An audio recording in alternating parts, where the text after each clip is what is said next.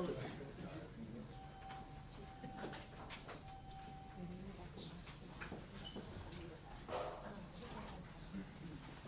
have another one? Oh, yes.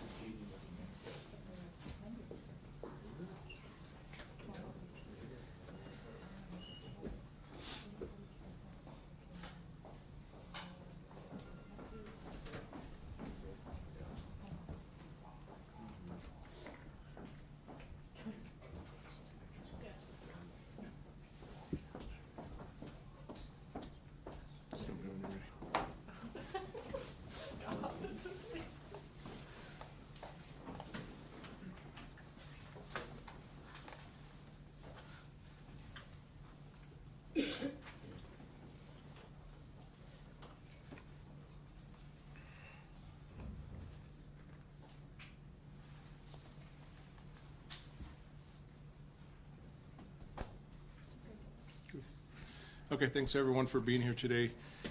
Chief's going to kick things off. He has to make a little bit of a correction on something from the past, and then we're going to go through what's going on as far as the internal investigation and who's leading that, and then we'll go through a timeline of some of the processes that we've done. So as a reminder, we can't get into individual officers or individual circumstances related to the federal investigation or even the internal investigation. So we have to be very careful and be mindful of that as you ask your questions. But after that, we'll take questions. You know, the first thing I'll get started with is, you know, when this originally came out, we put out original information. We spoke about the DA calling me and me calling the FBI. It may have been vice versa. The FBI may have called us, then I called the DA to give him a heads up on the court cases. So it probably occurred that way, but then again, our partners are going to help me verify that later when we're able to speak about that. So one of the things I wanted to talk about was just about our letter to council, everything that we're bringing out to council, and everything that we're going to be answering some of the questions that they had. But first I want to start with a little bit about talking about, you know, we've worked hard over the past few years that I've been chief to build community trust and to be transparent and focus on crime fighting while reforming the department. As a result, we are in a position to expose a huge internal case for the Albuquerque Police Department and hopefully get the resolution that we're hoping for, and make sure that anybody who's been accused, that we have solid cases both on the administrative side and on the criminal side. As chief, I've worked hard to build relationships with the community, and many times we have to stand up here and take responsibility and ensure that we make corrections in the future. I'm asking the community to bank on the trust that we've built over the past several years and give us time. And give us time to get to the bottom of exactly what is occurring. And the past 2 weeks, I've been in the community. I'm in the community every day. I live in the metro area, and I go to lumber stores, I go to grocery stores, I go to restaurants. Over the past 2 weeks, I've been stopped more than I've ever been stopped. And the one thing that the community has told me is, Chief, we support your officers. Hold those accountable. Chief, make sure that this investigation gets done and make sure we get answers. And Chief, make sure that we don't compromise the investigation. And that is something that I've never seen. I think last Saturday my wife was about the point of like, can you please not come to the store with me? Yesterday I met with our newest group of cadets, and we've talked about this. And I've talked about this with our graduating cadets this morning. We went on our chief's run, and in front of the chemo, we talked about this. And we talked about the fact that, you know, the number one message I get them is that this case isn't just affecting the officers who are there under investigation. It's affecting every single member of this department who wears a badge and carries and has a patch on their arm.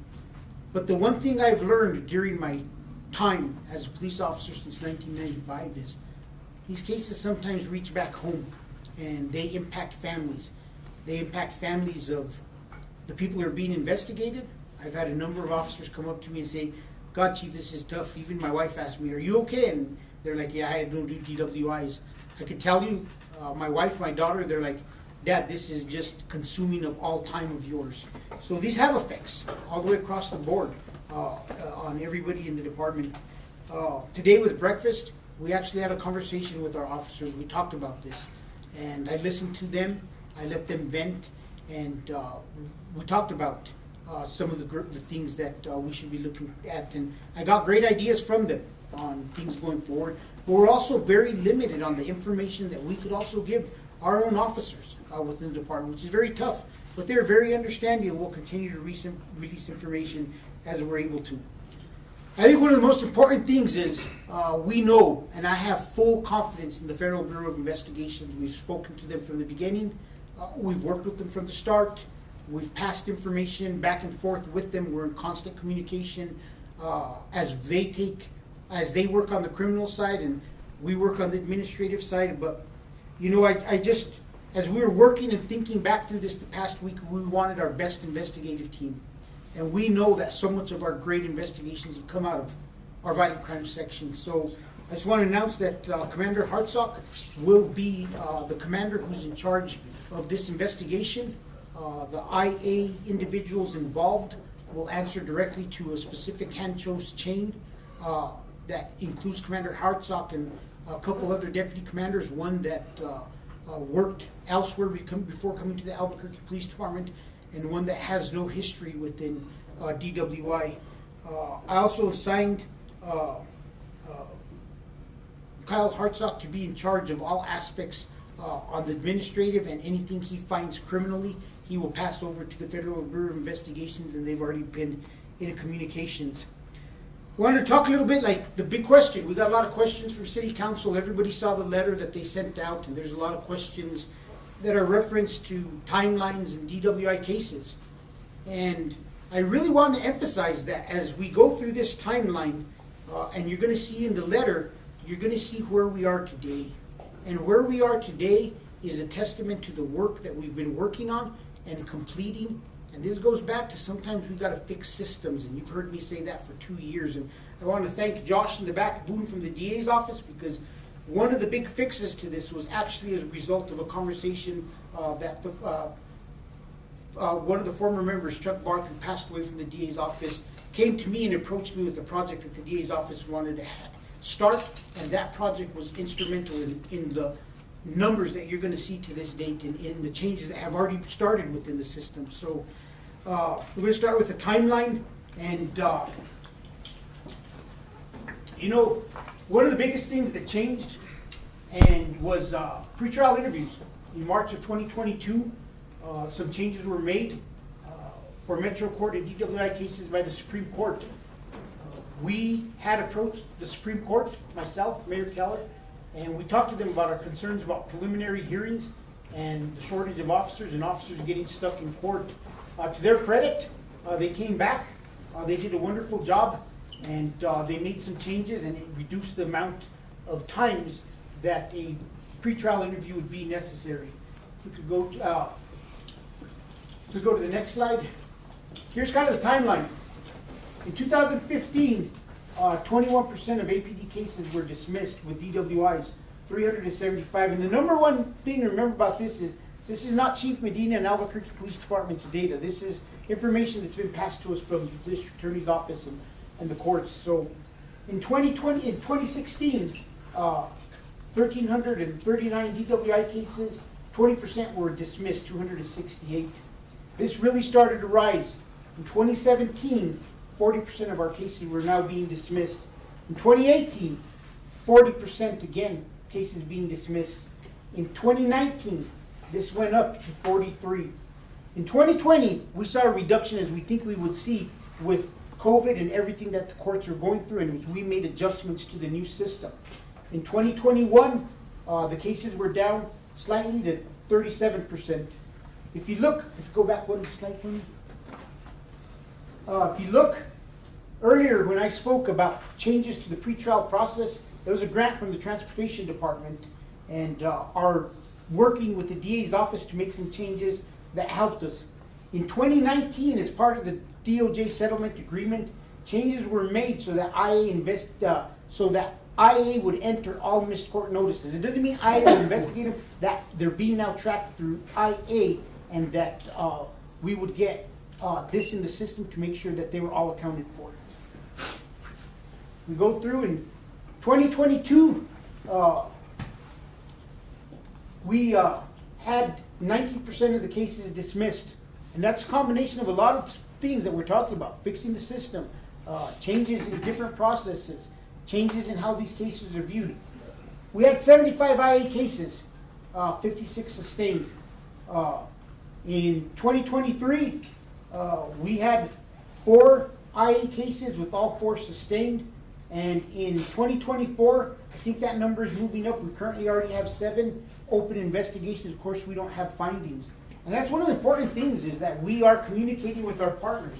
We have built a strong relationship with the district attorney's office, and we're looking to see how can we improve where our court notices were. We know that we got a bulk of court notices, missed court notices in October of 2022, and then we're looking to see where is there a disconnect in the system that we're unable. I can't say it's on either side. We just know that we don't have those cases making it to IA, and that is what we're looking into and we're working to resolve. It looks like we've already made progress. We've gotten a number more in 2024, but that's kind of where we stand right now. You know, in closing, I want to thank our federal partners, the FBI, the U.S. Attorney's Office, for their help in this investigation. We have a strong relationship with them. I want to thank U.S. Attorney Alex Ubayas for the letter of support, just kind of reminding everybody we're working with them and that I am limited in what I could say. But everybody who's in here who's been part and has followed a federal investigation knows federal investigations are kept very close, tight, and they're very quiet about them, and they release information when they're ready. And that's how that's going to be with this case.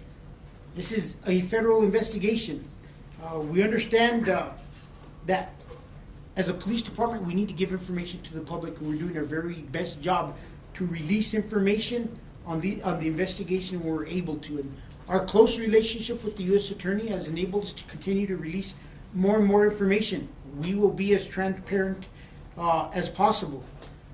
As you go through and you see that we provided a lot of details to council in terms of processes, changes, timelines, but there are a lot of next steps, and unfortunately a lot of those next steps are things that we have to wait to finish getting the key information and make sure. But as we find problems that immediately need addressing, we've been able to be very successful in working with the U.S. Attorney's Office to get that information out and start working with the proper partners to make sure that we start making some changes wherever we need to. Kyle?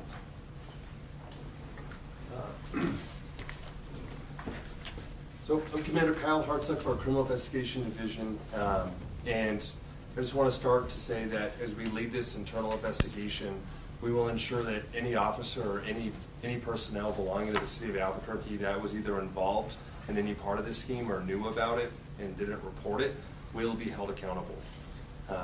I have nearly daily calls with our federal partners to ensure that appropriate information is passed on. As Chief pointed out, if criminal allegations come up that we believe are new, we will pass that on, but that our goals are different.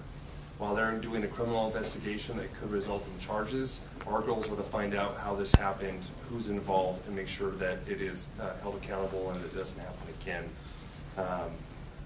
We'll be as transparent as we can, but with an internal investigation, please be patient and understand that releasing any details can affect witnesses or other evidence that we're still trying to get, and we're at a very early stage of this investigation.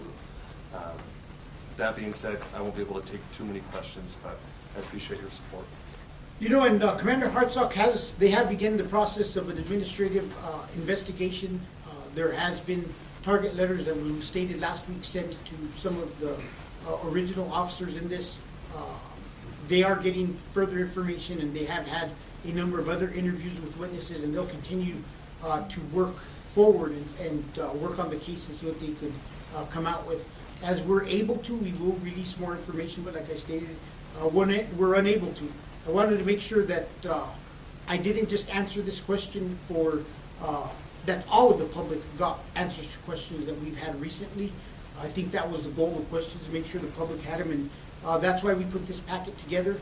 I know did we give them the letter? You all have the letter that we've sent to City Council, and about 5 minutes before everybody walked in here, we emailed, did we email that out, Mike? That was emailed out to every employee of the Albuquerque Police Department, so they know where we stand as a police department, so. If you didn't get it, the press release, the letter, and the timeline are all on that back table. Email as well. One more thing I'll say is, I just caution everybody. I caution everybody here today to let us release information. I see a lot of stories, I see a lot of different things out there, and I cringe because I see at times things are not always going in a great direction in stories, and it's just it's not exactly what's occurring. So stand by with us, work with us, be patient, and we will continue to release information. I just want to point out one other thing. So in that 2023, last year, we did not receive any notifications, correct?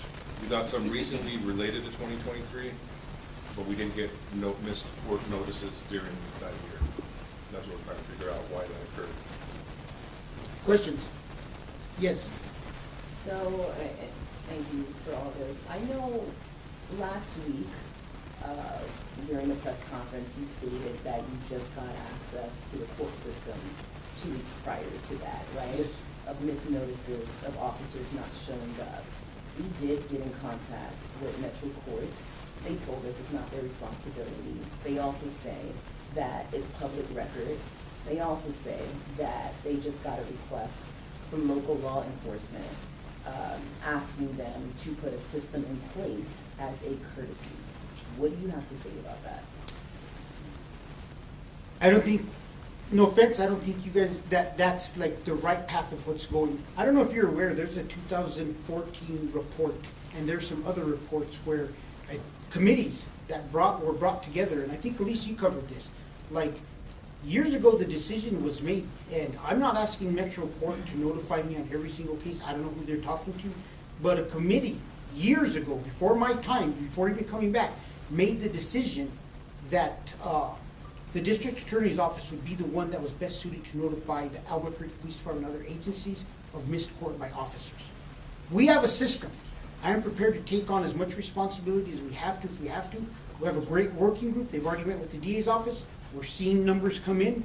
We've got it. We're still working on it. That great partnership is helping, but I can't comment to information that I don't feel is accurate in the direction we're going. There are some cases where the courts would have to notify us in terms of Metro Court. Officer prosecuted in traffic cases. The courts have been in communication with us. They tell us when they see upswings. It would take the easiest way for me to explain this is we could have put processes in place, but the easiest thing for some entities to do is to them report it to us, because the taxpayers shouldn't have to pay millions of dollars for us to have a process for us to look these up, when it's the matter of somebody sending a simple notification, officer missed court. And I'm sure that we could create and work a system. So we'll continue to work with others, but that information that we were asking them to be responsible for all cases, I just don't know where that came from. And if you get me more information, I could follow up, but I don't know if that's, I don't know if any of my people were working there. Do you? So, Gilbert, you're going to say something?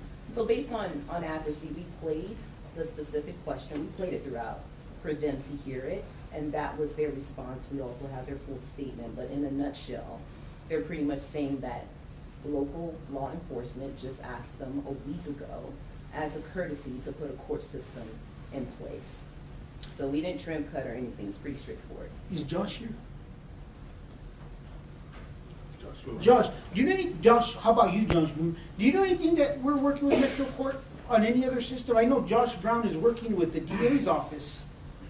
You know, conversations with the Metro Court? I have not recently had a conversation with Metro Court. Okay. John, I'm sorry, can you say that? Can you say No, that's okay. or Well, let's what were you skip to that. saying? We'll talk about that afterward. Oh, We're okay. saying that we don't have an answer to that right Yeah, now. I'll Does just anyone else have a find question? Josh Brown and ask him with that. Last week, you also mentioned there really wasn't a streamlined approach, right, to the missed court notice process. So kind of along the same lines, prior to finding out about this alleged scheme, we'll call it, what was the process? Talk me through an officer misses court, what happened? There's not just one process, because you got to remember there's different cases within the system. And like I just explained, there's traffic violations, Okay, so a DWI case. a DWI An officer case. doesn't show up for a DWI case. Yes. What is the process of somebody within the department getting notified? We rely on being notified by the district. If they didn't show up to court, we rely on being notified by the district attorney's office. And that's And one of that those comes- missed court notices? This, one of those missed court notices that go to the Albuquerque Police Department. And to who does it go? And it goes to court services. Okay, and is that fully staffed? Is there Court somebody? services does have a supervisor who goes through there. And the supervisor is the one advising us that we haven't been receiving, that there's limited court notices that we've gotten. So Court are you saying that services- this is on the DA's office No, then? we're not saying that because we still are early in this investigation and we have to check and see. I cannot point fingers at the DA's office right now because we have to make sure, like this is very early and this is where it's very difficult. We're still in the investigation to see. I can't sit here and say they didn't get to us. We need to do an investigation to make sure and see what is occurring. But if you're saying it's their responsibility to generate that notice and let you know, We're getting and you're into not getting too those. much detail of the direction we're still going with our investigation.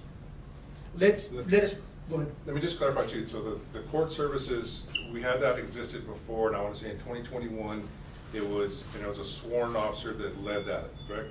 In 2021, we mixed it with the SHIELD unit, which we created to help with discovery and that sort of thing. So that's all, and then we have a civilian in charge of that. So she's the one who gets information from the district attorney's office on a number of things, but including missed court.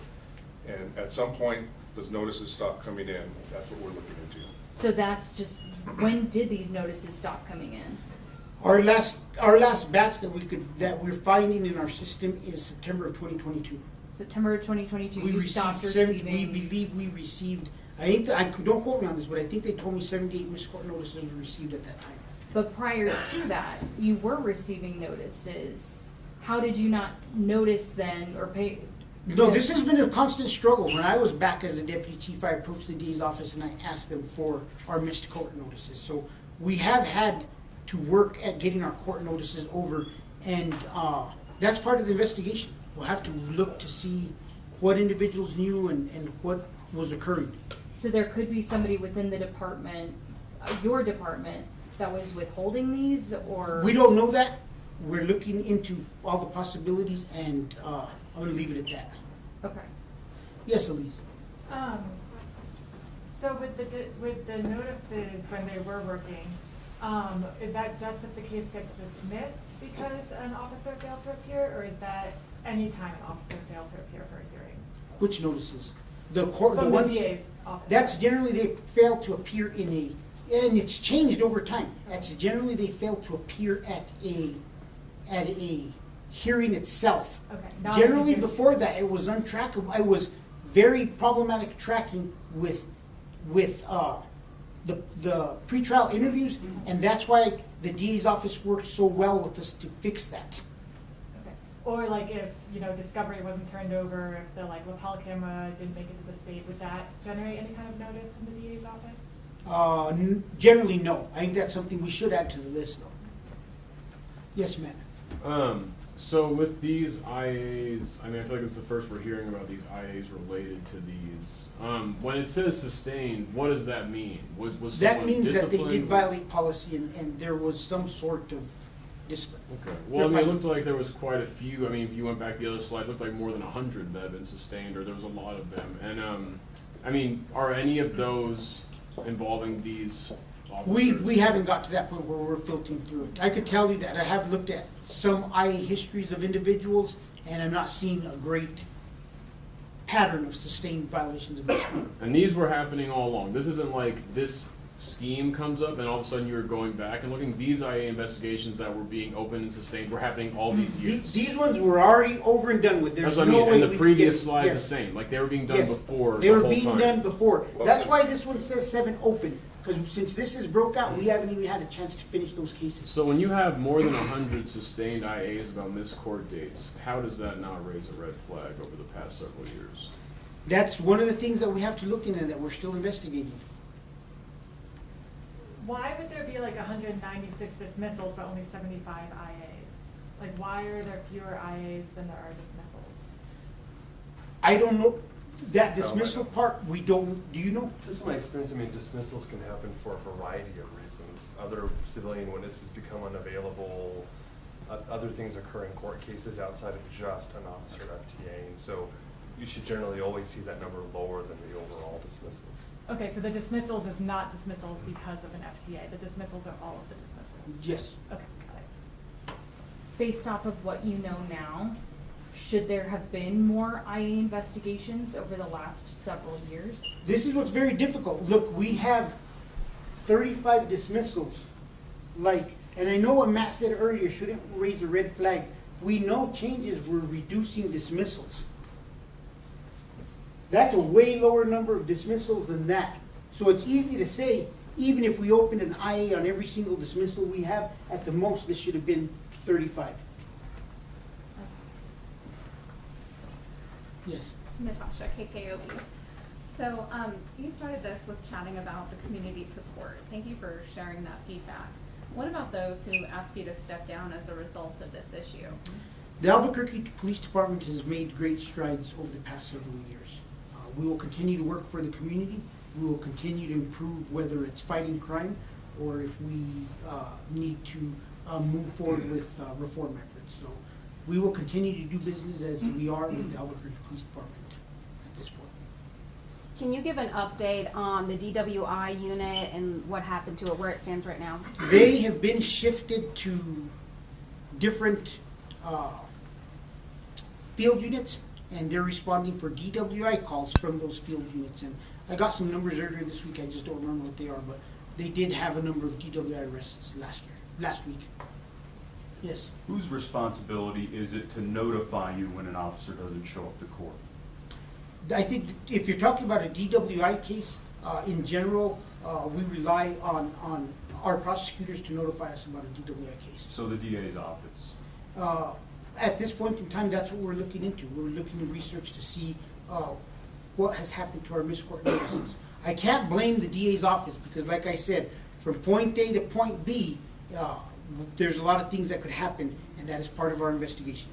Can you expand on that? No, I won't expand on that. Okay. As far as court notifications and this whole system that we're talking about here, ideally, what does it look like for you? Is there a way to just do it under your department, leave the DA's office out of it, or do you need that partner for this? Ideally, what does it look like? Ideally, that we all work together. Like I said, I told you, we could find a solution, but it's going to cost taxpayers money for something that I don't think we need when we could just all work together. We're already working together. We're working together to increase the amount of missed court notices and that we have a better system. I mean, we're already seeing results of our working together. So we'll continue to work together and ensure that we also respect tax dollars and we are most efficient as possible. The point A to point B, there's only two parties involved in that. It's Albuquerque Police and it's the DA's office, correct? Just want to clarify. Okay. And then another, and I'm hoping not asking a question that my friend here answered in her reporting, but was there ever a notification process for the pretrial interview being missed? Is there one now and was there one before? I honestly couldn't answer that. There should have been, but I could tell you from my days back in the days that I don't know. I'd have to look into that. We could get back to you on that. But there's no pretrial interviews on these cases anymore. Yes. That's one of the big factors, is there's no longer pretrial interviews. But I mean, I was talking about the previous one. I was talking about the previous one. I'd have to look into that, how that process went. I would suspect that it wasn't a very effective process because we did make changes thanks to the DA's office in 2020, and we could see the instant impact of those changes and the Supreme Court change that has reduced this to the number that you see for 2023. Can I just clarify a couple things Yes. on that? So there's also the issue of, in the former pretrial interview process was heavily dependent on the defense attorneys. And sometimes, it didn't involve directly the district attorney's office. So that officers interacting directly with the defense attorney. So that was potentially one problem that doesn't exist anymore. Now, on the previous slide, I think in 2019, we talked about doing these IA investigations. So that was a broader thing under the CASA where all misconduct is reported through our blue team system and it's logged and all of that. So because of that, all of that's there now, so that's another kind of maybe loophole that maybe exists before, as these things work through the system. Now it exists, and it's plausible that we're seeing fewer missed court or missed hearings because of that. Was there ever a system in place when APD was being notified by the DA's office or the courts that officers weren't showing it? Obviously, you saw we used to get a lot more missed court notices before. So, yeah, there was a system in place. And you're telling us you're working on figuring out why that stopped? We're not going to get into details, but yes, we are working to figure out why we weren't getting as many notifications, or where our notifications are going. Now look at it. I'm not pointing fingers anywhere. We just don't know. You want to mention the MVD process too? Yeah, We're looking at MVD. we're looking also at the MVD process to automate it also, because we have gotten information that there's several MVD notifications were coming in it's one way, and we need to really divide and make sure that we single out a missed court and an update on what happened to a case itself. Yes, sir. I'm getting in the weeds here, but on the sustained, what is the usual, if it's something, a missed hearing is sustained, what would be the discipline for that? Is there like a strike 3 situation where it's like you missed a few, was there kind of? It follows our chart of sanctions, and I think, is it a 6 or 7? It's a 6. So typically it's on face value, it's a letter of reprimand. But the due process allows for PDH, Superintendent Eric Garcia and his group on the IA side are responsible for that. And just a reminder to everybody, like I hope everybody remembers, Chief Medina does not impose discipline. Discipline goes through the Superintendent of Police Reform's office, and all internal investigations go through the Superintendent of Police Reform's office. They typically will have a PDH with this individual, and they will determine if there's aggravating or mitigating circumstances.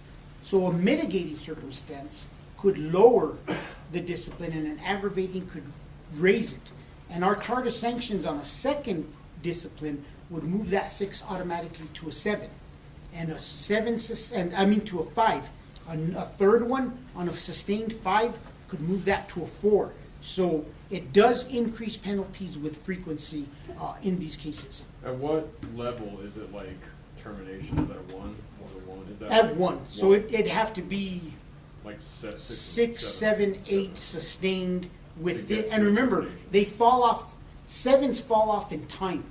So you'd have to add, we'd have to sit down and do math on it. Some of that's in the city council. When you say fall off in time, you mean like there's like a statute on it? There's a or like it statute won't on the count? ability Yeah. to use it for progressive. Yeah. Josh, real quick, did you meet, I know you're meeting with different court entities. Did you meet with the Metro Court, and are they figuring something out for traffic sites or for DWI sites missed court? So I don't know with them yet. Okay. DA's offices. The DA's office we have, so we met with the DA's office. Metro Court's the one that said that. I got that email too. Maybe, I Yes. don't know if they're talking about a different I don't- agency or something. I don't know. I'll look I got into that it. I mean, I'm email. not gonna say we're a big agency, 1,500, 1,600 employees, maybe somebody's talking, but I have not received that information, and I'll look into it. When, earlier we were talking point A to point B, one being APD, one being the DA's office. When you reference APD in that, is that the court services unit? Yes, Okay, so how long has that unit been up and running? since Harold Medina joined the police department in 1995. And it's always been staffed? Yeah. Is I mean, I could check. There's always going to be turnover and people leaving, but as far as we know, and during this time period, the same supervisor has been there. And is that unit under investigation at all? I'm not going to comment on where we're going with this. This is internal. I think I could help out. So, sir, it's not simple as A and B, DA's office and APD. So it comes to court services, and it used to go to commanders, correct? So if there's Yes. missed court, it would go to the area commanders or whatever commander. That changed under the CASA to In where it goes 19. to internal affairs, and it's logged in there, and they take care of it. And So it's that was in not- 2019? Yes, so that's our special order, we provide that as well. But that was for overall discipline, not just DWIs or missed court. So is it possible then that prior to 2019, this was able to happen because commanders weren't bringing the notices where they were supposed to? I'm not gonna hypothetically answer, like, there's a lot of hypotheticals in there. We'll look through this, and we're gonna evaluate and we're gonna look. We have a better process now. Yes. Yes, Nick? So on this IA team that's looking into it, will you exclude anybody that has previously served in the DWI unit? For the team? Yes. I already built the team, and I think I was very clear that I built a team without people who served in DWI. Yes. Chief, do you plan on attending the city council meeting on Monday? We're in discussions about how that's gonna look and how it's gonna roll out, and I will continue to communicate with their leadership, and we'll make a determination how that goes. Under my legal advice from city legal, looking at this, because it has factors involving labor and it has factors involving legal issues and a criminal investigation, their recommendation is that we ask for an executive session and I brief them. I've made the letter, to be as transparent as possible, I've made the letter with the bulk of the questions public. And some of the bullet pointed questions, like I said, the advice I am receiving is that we ask for an executive session, so we'll see if council leadership is open to that. I had planned, and I even told them I would, but like I said, I've gotten legal updates on that. Yes, ma'am. Have any target letters been sent out in addition to the 5 that were already sent out related to this? Have any other people been sent target letters that are now being listed? No, still interviewing witnesses. And it's still 5? Still 5, still 5. Yes, Elise? What do the 5 officers who are on administrative leave, what are they doing right now? What do they have to do with? They have to, department? What we is have it? processes where they have to be available during certain times. Basically, they're transferred Available to by day phone? shift by phone. They have to be available, and if we need them, they need to return to APD. Okay. Are they checking in regularly? Do they have to like check in? I think there is a process to that. I'd have to check with IA, but we'll let you know. I think there's a process. Yes. At the end of the day, what this involves, right, is following through on cases, holding people accountable. The fact that this scheme, as you said, may have gone back a decade, people got away with this.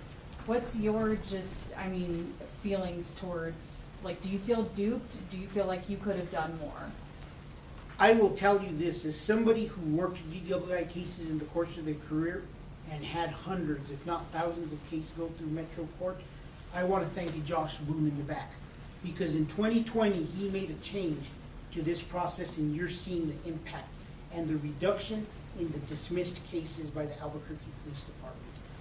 This has been a defense attorney's game for the 25 years I've been here. You could look, and every officer will tell you, and I met them this morning, continuance, continuance, continuance, till an officer misses and the case is dismissed. That is a symptom of something that I have said from the very beginning, and at the very beginning of this I said, we met with Supreme Court Justice, myself and Mayor Keller, because we were concerned about the amount of time officers on preliminary hearings were spending in court, and that we needed our officers on the street. They, to their credit, they came back with that Supreme Court ruling which freed up officers like you would not believe. This is symptoms of a system that needs to be fixed. The number one thing, and this morning I had breakfast with officers, and one officer brought this up, and I was like, man, that officer is brilliant. Systems that struggle, systems that have loopholes, are really open to corruption. And I absolutely am going to continue to use that statement, and I thank that officer, because it's so true. Like, it couldn't magnify it anymore. But like I said, it's unfortunate that in today, 2024, myself, Mr. Boone, Josh, all of us, we're dealing with stuff that we anticipate started decades ago. And we've done a lot of things that have got us to this point. But we will continue to dig and look and leave no stone unturned to make sure that we get to the bottom of this. 2 more. Go ahead, Elise. And then I'll go to So I know with the IA, you said they have to check in. Have they been checking in? Has APD been in contact with all 5 of the officers? I have to check. Like I said, the discipline part happens on Eric's side. He gives me updates. I haven't asked that specific question or what's going on. So I know some of them may be communicating through us through their attorneys and stuff. So we'll get you some information. I have one more question. Yes. if they resign, if they end up getting charged, does the internal investigation continue? And if so, like, why? Or like, what's, yeah, why? I intend to fully work these internal affair cases, and in the past, I've made sure that we work cases till they're closed, whether the person here or not. Because we want to make sure that we get all the information we can, and sometimes it could expose others or bring us additional information. Hey, just a quick question. I think it was valid what our colleague said, because I wanted to ask that as well. I know you stated you're in talks with city councilors and what have you, and you know, you had some intentions of coming to the city council meeting on Monday.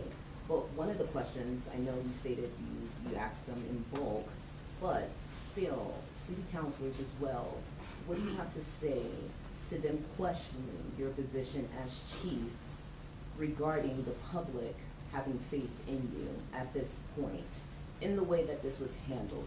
Let's say if this didn't come out at all, did you have any intent to just bring it to the public without, you know, messing up the investigation or whatever the case may be, tampering with the investigation, certain details that cannot be out? I don't understand your question. So is the question What do you the have to, original okay. investigation? It's a triple question, so Okay. I'll Let's ask one at a time. All right, that's cool. What do you have to say? Because city councilors, in that letter, they're questioning your position as chief, as far as the public having faith in you. What do you have to say about that? You know, the Albuquerque Police Department has made great strides. I am committed to us improving our ability to solve crimes, lower crime, and for this department to move forward with reform efforts, and for us to be the best department possible. And I'll leave it at that. Okay, and then the last question, because I felt like it was a triple one or whatever, that's cool. Did you have any intent in informing the public of this before it got out? Because you're saying that you're big on transparency or what have you. Are you just doing this because it just came out? It came out, you know? The DWI case? Everything, the investigation. Did you Oh, have any without a intent? doubt, I was not gonna mention that, and get this very clear, like I want everybody to hear this very clear. Chief Medina was never, ever gonna, ever threaten the ability for us to get to the bottom of this by announcing this to the public prior to my partners with the FBI and the U.S. Attorney's Office saying it is now time for us to go public. When the time is right, we said we would go public, and I will stick to that. I kept this very tight to my chest. Myself and a handful of staff at APD knew about this, and we were not going to let this investigation get out until we felt we had to. But people weren't really asking the details of the investigation, honestly, because it's under federal investigation. But I mean, in terms of just being transparent, did you have any plans of just saying like, hey, our DWI unit XYZ, this is what we're No. doing, but we can't just like you guys are doing now, we can't release details now. Before the search warrants of FBI? Just in general, like, did you have any No, intent? no, we didn't even think about that, and I think everybody else here in this room can see that. Before the FBI initiated their search warrants, it is very unfeasible for us to say that out of an abundance. You know what? If I would have done that, somebody should have came to me and asked me why I compromised that investigation. There's no way we could release information prior to the FBI serving search warrants. I understand, but not compromising the information. This is why the But, public, they but, feel. but Hold on. Faith, honestly, But let me think. finish, hold on, okay. just let me finish, because I don't want to interrupt you. Regarding that question that counselors are asking, how can the public have faith in you? I don't think anyone is asking you to reveal the whole investigation, details, whatever the case may be. That as far as the public losing some sort of trust, some sort of faith in you, they felt blindsided. They felt like, okay, you could have at least told us our DWI unit is under investigation. When we have more details, we'll release it. Because this is what you're doing now, right? You feel like your back is up against the wall? I got this. You know what? To the citizens of Albuquerque, Chief Medina is telling you one thing.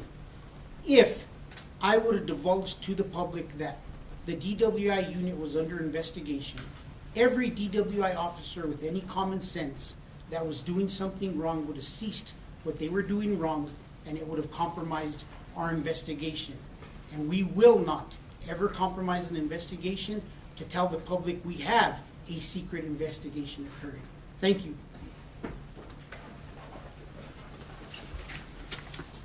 Okay, thanks, everybody.